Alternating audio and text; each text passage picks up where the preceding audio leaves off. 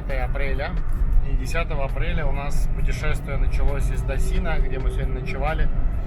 Это родина Кудина. И едем сейчас в сторону Байсе, в сторону Высокогорья, туда уже, на границу с Юнань.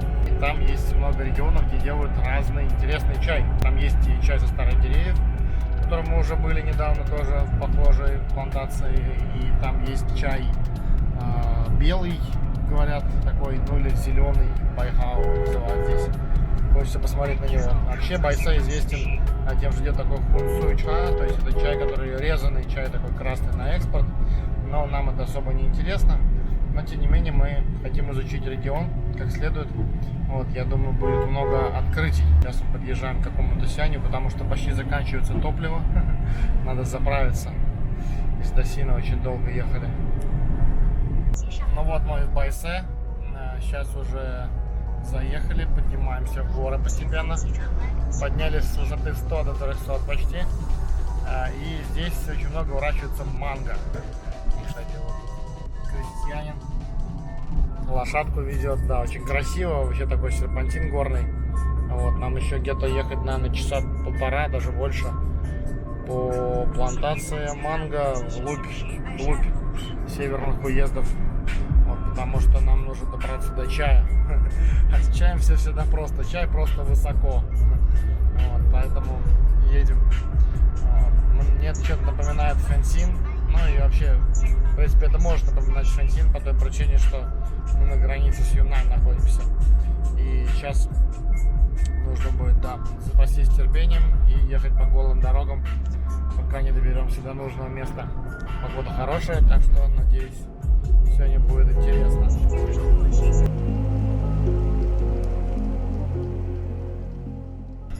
Все углубляемся дальше и дальше. Открываются просто невероятные виды. На самом деле такие же красивейшие горы, как и в Досине или в Гуйлине. Тоже, как многие знают, знаменитейший курорт. Тоже в Гуйлине, где горы невероятной красоты. Вот, вместе с ручьями. Вот здесь все то же самое, только все эти горы больше во много раз. Можно сравнить с Уишань, умножить на 100. Я бы так это назвал. Вот. То есть безумно красиво. Вот. Причем здесь есть и заповедники, и геопарки. Но даже просто самые обычные виды из окна, когда ты просто едешь по сельской местности, это просто что-то невероятное.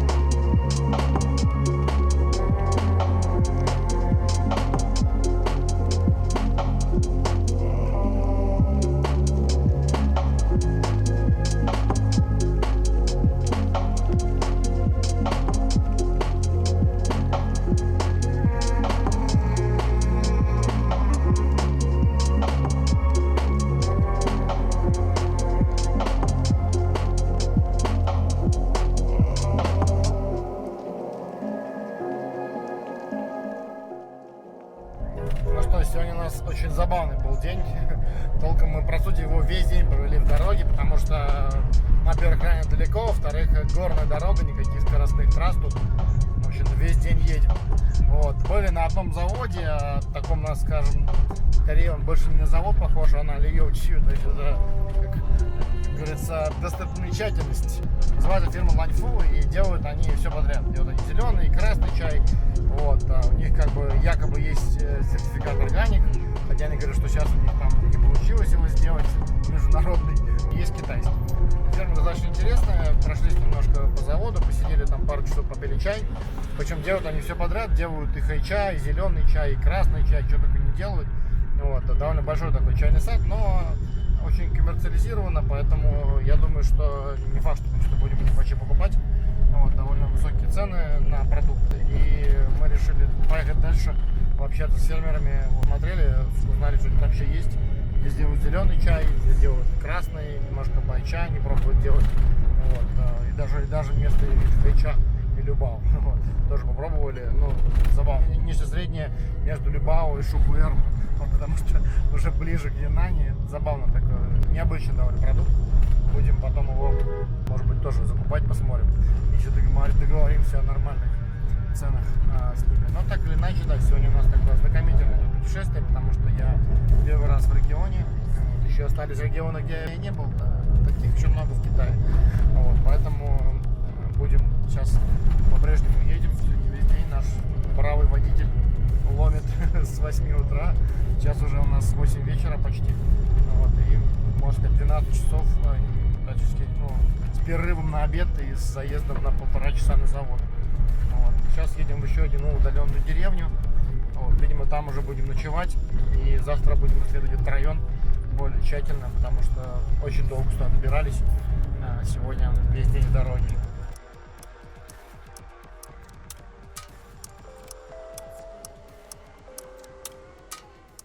Привет, дорогие друзья! Сейчас у нас ночь в Баошань, причем очень далеко в Баошань. Мы целый день ехали практически по горной дороге. Здесь регион, который занимается зеленым и красным чаем. По дороге мы сегодня уже были на фабричке, такой, скажем, коммерциализированной. Сейчас заехали на фабрику чуть менее коммерциализированную, где, скорее всего, нас ждет чай, который нам нужен. Я уже начинаю пробовать. Здесь у меня 3 сорта зеленого чая и 2 сорта красного. Причем зеленый чай, я чувствую все-таки, что вода слишком холодная, поэтому сейчас, видимо, надо будет его перезаварить. Начну с красных. Дегустируем мы в стакане, потому что другой посуды у них нет. Свою посуду, я думаю, сейчас не буду расчехлять. Но пока мне очень нравится красный. Сделан наподобие фэнсинсти, вот такого вот, золотые локоны. Вот есть такой чай. Диньсе, вот очень похож на него, только другой у него вкус, потому что другой местный сорт. Я думаю, понравится всем, кто любит красный. И любит красный такой потоньше, чем юннаньский. Потому что вот тоже, вот сейчас я вот выпил стаканчик. Тот же юннаньский, вот такого же внешнего вида, очень похожего. Он немножко более такой плотный, насыщенный. И немного другой у него аромат. А это вот второй красный, он похож внешне на гунфухон обычный. То есть на то, что можно встретить диньхуна-подобный такой красный чай. Да, у него тоже другой вкус. Неплохой, тоже неплохой. Здесь, конечно, у них другая цена. От юннаньских они отличаются достаточно заметно. Другое сырье, другая обработка. Вот, конечно, при таком заваривании, немного грубом, скажем так, без гаеваний, оценить послевкусие и ноты сложно, но, по крайней мере, мне кажется, что это будет интересный красный. По такой не слишком сильной ферментации, кстати, тут даже выпадают такие немножко зеленоватые листики. Но сырье очень хорошее, то есть много почек, и в целом оно достаточно народное, даже у самого простого чая. Вот, сейчас мы, наверное, еще подогреем воду и попробуем зеленый. Ну вот, подкипятили воду, наконец-то, сейчас будет получше. Самый ароматный, это средний, это тоже зеленый чай, похожий внешний вид, как тут красный. Серебряные локоны, такой мы тоже привозили, разных абсолютно производителей. Интересно посмотреть, как он получается именно здесь. Потому что и климат, и почвы, и сорт, естественно, имеют очень большое значение, даже если технология одна и та же. А вот самый высокосортный чай у них, это одна почка. Да, это вообще очень вкусный. Я вот зайду на себя. Говорит, надо подождать, говорит, что-то рано, говорит, ты его пьешь. Сейчас подождем, пока заварится. Да, пока заварится, расскажу, какой у нас был сегодня день. Я, в принципе, уже это рассказал, пока мы ехали в машине. Весь день в дороге, в общем, у нас. Под вечер, наконец, добрались до чайных регионов. И хоть сейчас не самое лучшее время пить чай на голодный желудок, потому что мы устали с дороги, но проезжать мимо завода мы не стали. Решили пообщаться. Да, самый нежный запах, естественно, почечного, такой прям очень сладкий. Ждем, пока он дозаварится. Мне сотрудник завода подсказывает, говорит, подожди, пока все опадет, тогда все будет вкусно. Я говорю, ну окей. Сырье хорошее, очень аккуратный сбор.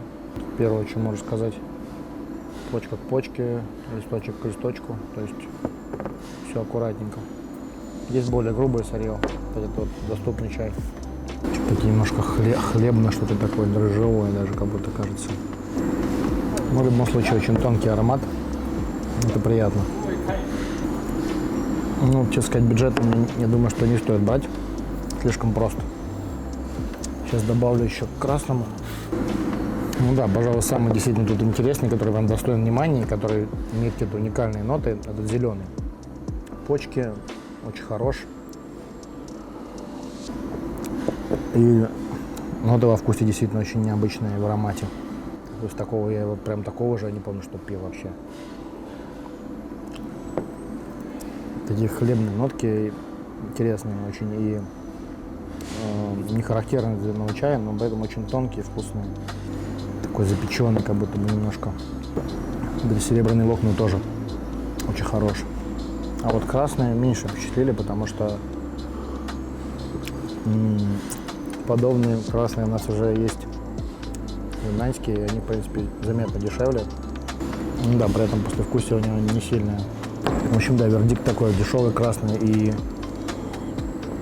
средний красный, наверное, не пойдут. Слишком просты. Вот эти вот два пойдут. Очень хороши.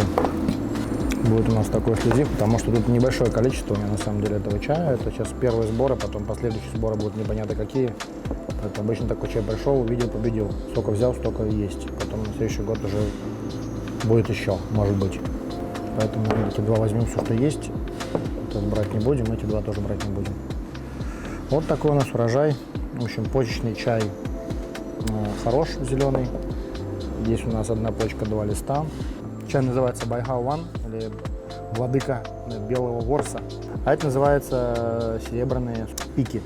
То есть инджень аналогичен, как есть Байхао инджень, то есть белый чай, здесь называют они его инджень.